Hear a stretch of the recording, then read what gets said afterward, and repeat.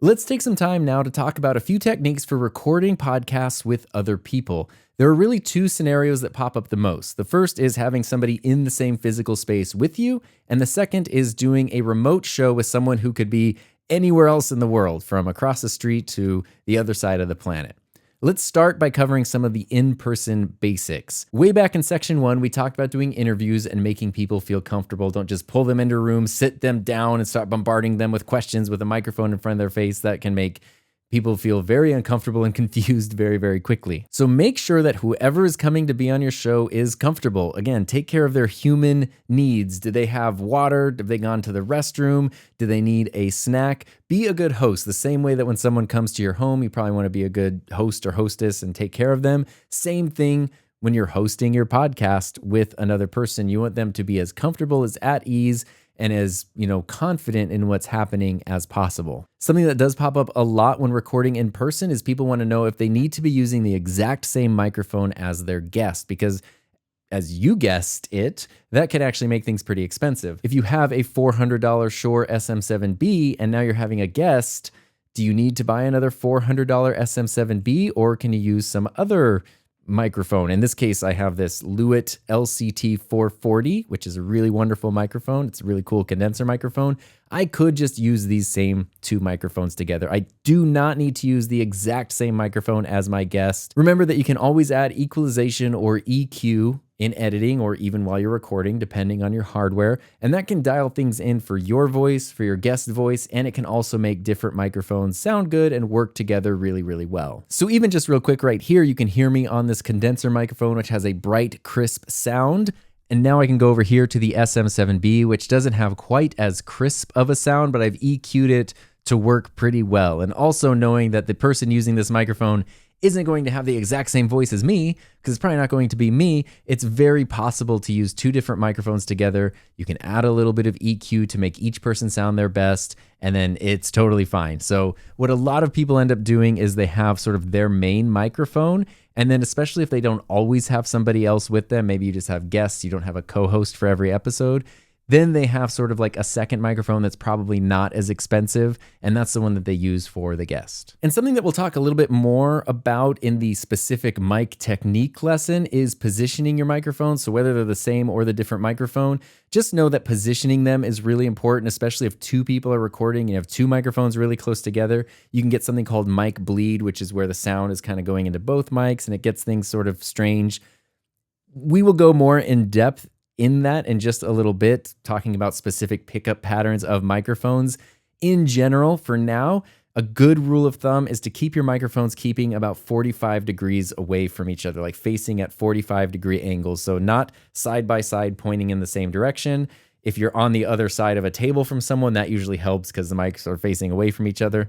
But if you're on the same side of a table, you're sitting kind of near each other, keeping sort of this 45-degree angle here, this really, really does help, because that way this microphone is basically in the dead zone of this microphone's pickup pattern and vice versa. So we're not picking up a bunch of mic bleed, and we're not getting different voices on the different microphones. So you don't need to be shoulder to shoulder with the person in person. If you can have a little space between you, angle the microphone away, that's going to help things sound their best. Now, depending on whichever software or hardware option you're doing, you could have that multi-track recording option, like I mentioned before, which basically means each microphone can be recorded to its own track. If that's the case, that means you'll be able to bring those separate tracks into your editing software and edit each person separately, which can be really, really helpful for isolating funky sounds or adjusting EQ for one person and not the other person. Not every mixer, not every interface has that option, but if you do, it can be something that really adds a lot of peace of mind and a lot of flexibility to your workflow. So recording in person really comes down to making someone feel comfortable and then focusing on your mic positioning and your setup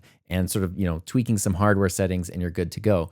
Realistically, most of us who are starting podcasts today in this world, if we're going to be working with other people, there's a really, really good chance that we're actually going to be recording remotely with someone who is not in the same physical location. So let's shift gears and talk about remote recording.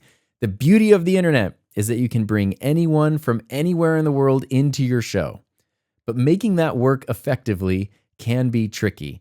And ultimately, what you want to end up with is, on your end as the podcast producer, you want to have the highest quality files to work with. So what that means is there are some things you don't want to do. A lot of times, people will just lean towards their most common video conferencing, video call apps that they're familiar with, Zoom, Teams, and the like.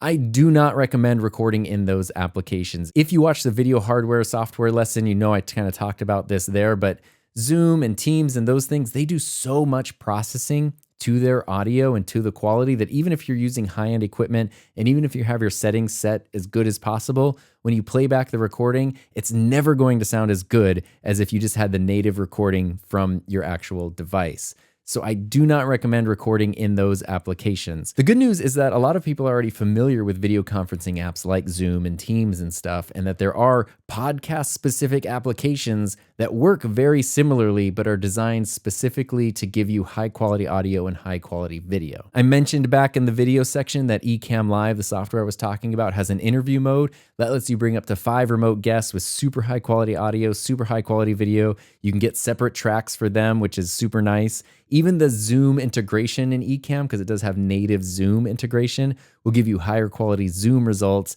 than actually recording in Zoom. In general, though, if you're using Ecamm, I would recommend sticking with their interview mode because it's going to give you the best quality. Zoom is better if you are doing something like a webinar or a large class setting where you need more than 5 people involved. There are also other dedicated podcasting applications like Riverside.fm and Zencastr, which work like regular video conferencing apps, but again, they're designed to save and process the highest quality audio and video files possible. That means the person running the show is going to receive all the different audio and video files from each participant, along with a full recording of the whole session. Those aren't the only 2 options out there, Riverside and Zencastr, but they really are the most popular, and they're the ones that I'm personally the most experienced with.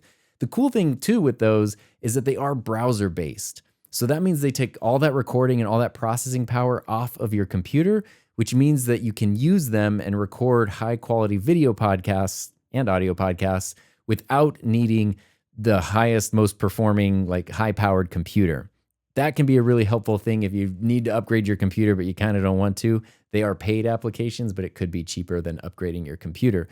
If you're using something like Ecamm or OBS, that's putting all of the processing power on your computer specifically. So the more power you have in your computer, the better experience you're going to have. But those software applications are also more powerful in terms of what they're capable of, not just bringing in other guests, but creating graphics and scenes and overlays and all this really cool stuff. So that's something to keep in mind too, is like browser-based things take the processing power off your computer. Locally installed applications rely on your computer to do all the processing. So whether they are local or browser-based, applications like Ecamm, Riverside, Zencastr, those work for the vast majority of people doing podcasts. But there is another way to record remotely while staying in full control of everything and getting the highest quality audio and video possible for each person. And it doesn't cost any extra money, usually. But it does require more work from you and the people you're recording with. And what I'm talking about is having every person record locally and then sending you their original files afterwards. I actually did an entire YouTube video about this specific workflow that I'll link to in the notes for this lesson if you're interested in it. It is something that takes a lot more planning and coordination on everybody's part. If the people you're recording with have decent setups, like they have high quality audio that sounds good, if you're doing video, they have a way of getting video that looks good as well, and they're comfortable and capable of recording, then all they need to do is just be sure that everything is recording on their end and they can send you the file afterwards, usually using something like Google Drive or Dropbox works really well. And that's gonna give you the same native file quality as if you're recording in the same physical space. It's almost like they took the memory card out of their camera and gave it to you. And if you're doing that workflow, it doesn't really matter what you're using to talk to each other during the podcast because you're not using those files. So you can use something like FaceTime or Zoom or anything that lets you just talk to each other in real time because everybody's recording separately. So then in that case, the application that you're actually using in the moment doesn't matter because everything's going to be done separately. The downside to this method, as you probably piece together, is that it is a lot more work and it does put a lot of responsibility on the other person or the other people in your show. If they make a mistake or they forget to send you the files or forget to press record, you're out of luck. Like you might not be able to produce the episode.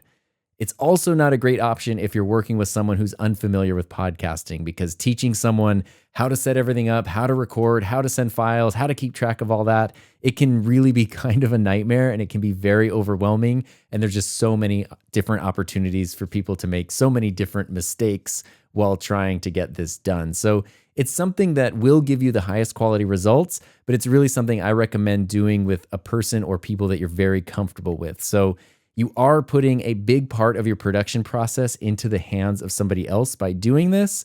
And the way I've seen it used both by myself and others most successfully is when not only are the other people comfortable with audio and video recording, but they also regularly record together. So not just a one-time guest, but if you have a co-host or a couple co-hosts that you're doing every episode with, and they're all capable and comfortable doing this, then it can be really easy to establish a workflow, to establish a routine, and get things taken care of quickly with really high quality results. That is a very specific workflow for a very specific type of person or group of people, but it does give you the best possible results. For most people in most situations, something like Ecamm Live's interview mode, Riverside.fm, or Zencastr will also give you excellent results and save you a lot of gray hair and a lot of stress. Now, I have mentioned a few things here about microphone techniques, so let's take a moment, jump to the next lesson where I'd like to focus specifically on how to use proper technique for you and anyone you're recording with.